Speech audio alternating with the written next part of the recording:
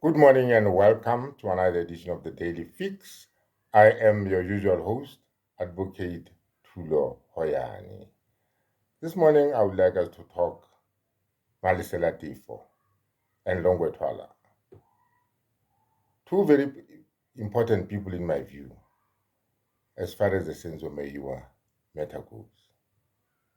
Let us begin with Malisela Tefo.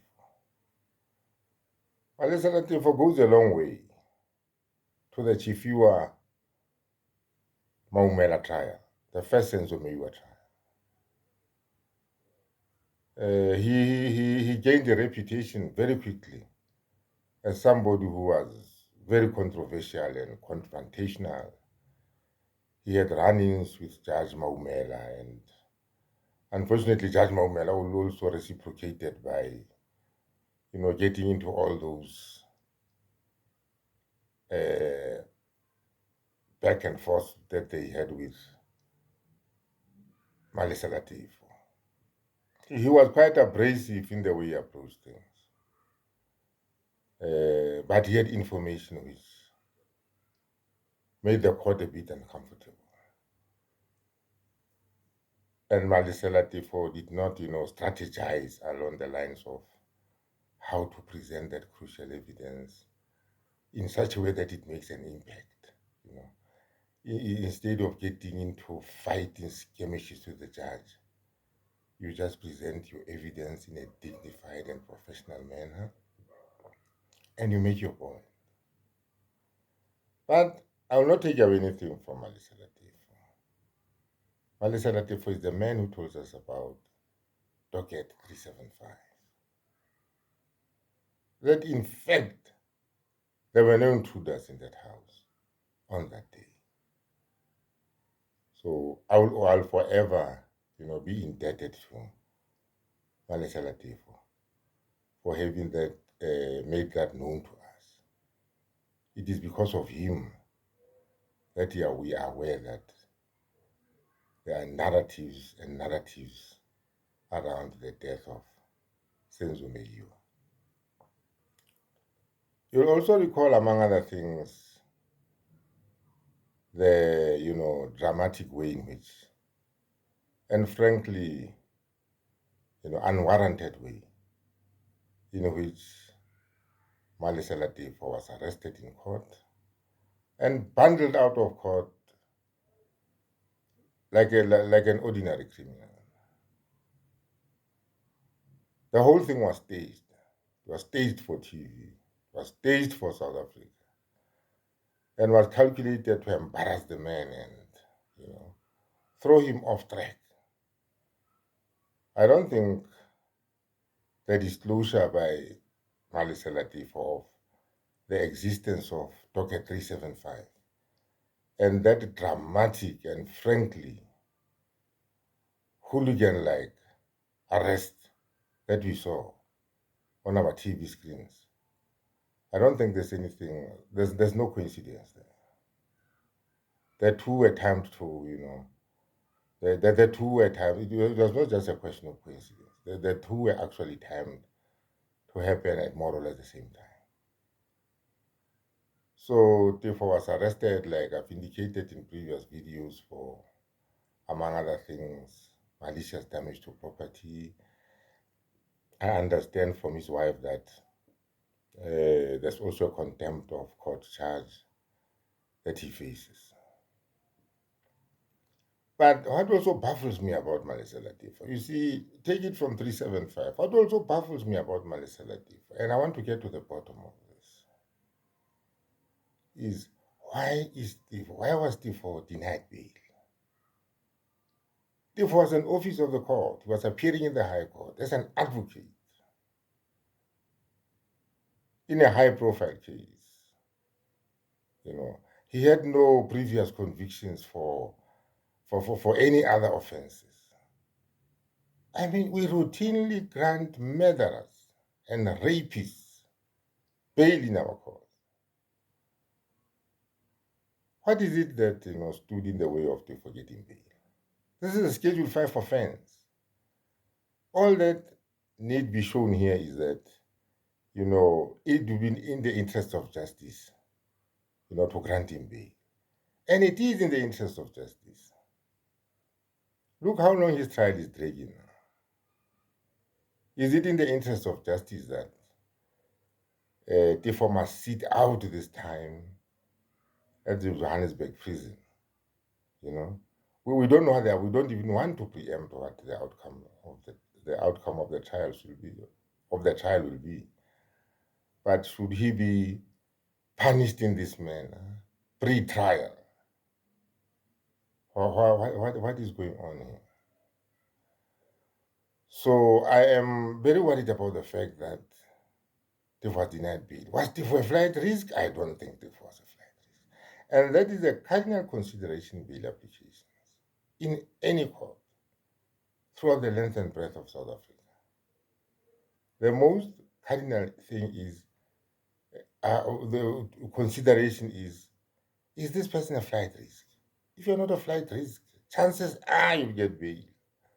I don't think there was an iota of evidence before that court that T4 was a flight risk. So it baffles me. It baffles me as a legal practitioner, as an advocate, why T4 is still sitting out there without bail. Like I said, we routinely give grant bail to, you know what, the scum of the world, murderers and rapists. Why not T4? So I'm looking at this man and I want to make sure that I keep very close to him. And sometimes one could just jump into things, but as a lawyer, as an advocate, you act on instructions. You cannot just pitch up from somewhere and say to somebody, "Hey, come on! I want to be your lawyer." The person has to make the decision himself or herself that I would like to engage so and so as a legal representative. So it is not open for me to, just jump into the for family to say, "Oh well, here I am. Why don't you engage me as a legal practitioner for TIF and so on and so forth?" The family must make that decision. It would be unprofessional to tout for to do like touting for business. I'm not touting for business. I've never been interested in touting for business. So the family has to take that decision to engage whoever, and whoever they engage is not about me. Let us get things very clear. This is all about me. Whoever they engage to help TIF, all I want is help for TIF. It does not have to be me. It does not have to be me. Anybody out there with, the legal skills to do it like I do can do it. It is not, the issue is not about it being done by me. So I'm very worried about, the circumstances. And I will see what I can do about that. Like I said to you earlier on, I'm in touch with his wife, and we are just this are just we are just trying to break the ice between the two of us to get to talk deeply about these things. But I'm very deeply worried about it. Let me move on to Longwe Twala. Longwe Twala is a sad case. Every time I see his father Chico Twala can be that older than me, that much older than me. Talk about his son. You see a troubled man. One of the things Chico is reported to have said is, my son can be anything, but he's not a murderer. You know, and coming from a father, you'd certainly, sympathize with Chico for saying that. He knows his son better than I assume most of us do or pretend to do so. But we are now coming up with narratives that the gun that shot Senzo was probably Chico Twala's firearm stolen by his son, taken to the party or to the house or to Kelly Kumala's home. There's that linkage there that is being drawn. But let us not read too much into that. Chico is also on record as having said, if my son were to get involved in things like murder, I wouldn't support. I wouldn't support a murderer. I wouldn't support him. I wouldn't support him. And the evidence that is now coming up, you know, is that he's not the actual shooter in all this. The gun was his. It moved from him, taken by Senzo. Senzo gave it to Kelly Kumalo. Kelly Kumalo played around with the gun, and it misfired and hit Senzo in the chest and exited at his back. That is that is the story that we have. So uh, Longwe Twala is not a trigger puller here, but he has a role to play. But he will also help us unravel as one of the people who was there and who's willing to say something. He will also help to unravel this mystery so that we can get to the bottom of it. So these two people I'm keeping a very close watch on. People around them, to try and because when a person is in jail, you cannot just pop up in jail and say I want to see Longwe Twala, and Longwe Twala doesn't even know you. You've got to cultivate contacts in and around Longwe Twala, and sort of get the green light to see Longwe Twala, and say whatever you want to say to him. So it is quite a process. But these are the two kingpins. These are the two, key people, you know, who will make or break this trial.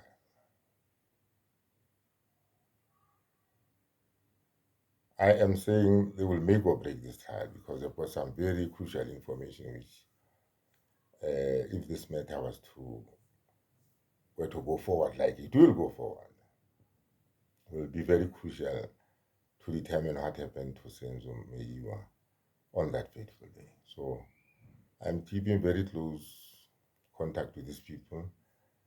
We'll be going back to drips and drabs of the Meyiwa evidence, but this narrative continues. These are key people in this journey to find who the killers of Senzo Meyiwa are. Thank you for watching this video. I hope you will watch many more other videos. And as you watch, please kindly subscribe. I will say this every in every single episode. I will not tire to say that. But I will also do it with the necessary respect for you. Please kindly subscribe.